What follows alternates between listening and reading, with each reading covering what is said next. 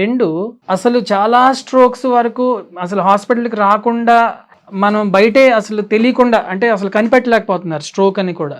So అలాంటి వాటి మీద మనం we shall read between the lines, వాటి మీద మనం ఇప్పుడు కాస్త ఎంఫసైజ్ చేద్దాం. స్ట్రోక్ బర్డెన్ అనేది అసలు ఇండియాలో ఎంత ఉంది అది తెలిస్తే ఇట్స్ వెరీ స్టాగరింగ్. మీరు అసలు చాలా ఆశ్చర్యానికి గురవుతారండి.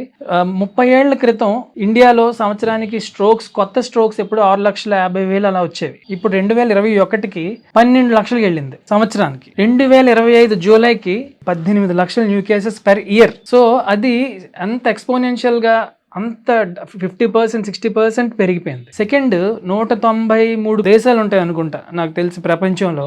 సంవత్సరానికి కొత్త కేసెస్ చూసుకుంటే కనుక స్టాటిస్టిక్స్ 1,20,00,000, కానీ అందులోనే మనకి ఇప్పట్లో చూసుకుంటే 18 లక్షలు, అంటే మోర్ దాన్ 10%.